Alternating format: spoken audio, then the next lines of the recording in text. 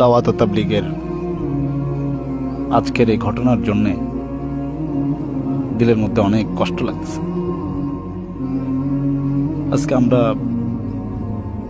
দিনের মেহনতের নামে যা করতেছি, এটা কি আমাদের ইসলাম সমর্থিত? আসলে কি নবীওয়ালা মেহনত এমন যে একজন মুসলমানের সাথে আমার মত পার্থক্যের কারণে আমি তার গায়ে হাত তুলব? এটা কি আল্লাহ রসুলের মেহনত? একজন মুসলমানের সাথে আমার মত পার্থক্য থাকতেই পারে, তাই বলে কি আমি তাকে অসম্মান করব, তার গায়ে হাত তুলব? এটা আমাদেরকে ইসলাম শেখায়? আফসোস, আসলে এই কাজটা যদি একজন আওয়ামের পক্ষ থেকে হইতো, যে দিনের ইলম রাখে না, বুঝ রাখে না, এরকম মানুষের পক্ষ থেকে হইতো, তাইলেও তো দিলকে একটা বুঝ দেওয়া যেত। কিন্তু যারা ইলমের বাহন, যারা ইলমকে বহন করে, তাদের থেকে এটা আশাই করা যায় না। যারা সাধারণ মানুষের সামনে আমলি দিন পেশ করবে যে দেখো এইটা হচ্ছে দিন, আজকে তারা যদি ইসলামকে বিকৃত করে, মুসলমানের মধ্যে মুসলমানের মত পার্থক্যকে শত্রুতায় রূপান্তর করে, আর মানুষ কি এরকম অসহায়ত্বের সুযোগ নিয়ে মানুষকে মারতে থাকে, তাহলে আমরা কি দিন উম্মতের সামনে পেশ করব?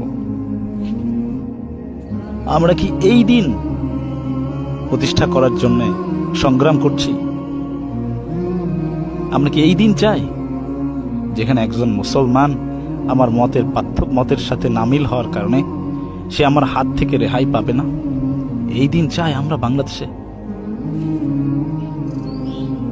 অথচ হুজুর সাল্লাল্লাহু আলাইহি ওয়াসাল্লামের সামনে দিয়ে একজন কাফেরের লাশ যাইতেছে, হুজুর সাল্লাল্লাহু আলাইহি ওয়াসাল্লাম কান্না করতেছেন। সাহাবা আজমাইন প্রশ্ন করলেন, ইয়া রাসূলুল্লাহ, সে তো কাফের, আপনি তার জন্য কেন দুঃখ প্রকাশ করতেছেন?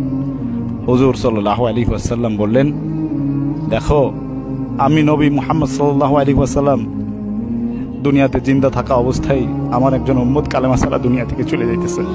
আল্লাহ রাসূলের একজন কাফেরের প্রতি এই পরিমাণ আক্ষেপ, অথচ আজকে আমরা মুসলমান মত পার্থক্যের কারণে মুসলমানের গায়ে হাত দিতেছি।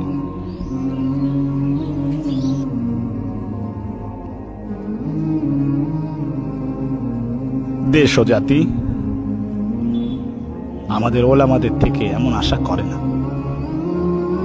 দোস্ত, কিয়ামতের দিন আল্লাহ তাআলার সামনে আমাদের সবাইকেই দাঁড়াইতে হবে। আল্লাহর সামনে মজলুম হয়ে দাঁড়াও, জালেম হয়ে না। এই জন্যে মুসলমানের মত পার্থক্যকে শত্রুতায় রূপান্তর না করি। যে যার মতো মেহনত করতেছে তাকে সেইভাবে মেহনত করতে দেই। সবাই তো দিনেরই ফিকির করতেছে ভাই। এই জন্যে আমরা আপোষের মধ্যে ন্যূনতম মুসলমানের সাথে মুসলমানের যে সম্পর্ক হওয়া দরকার, এটাকে বজায় রাখি। আল্লাহ তাআলা আমাদেরকে আমল করার তৌফিক দান করেন।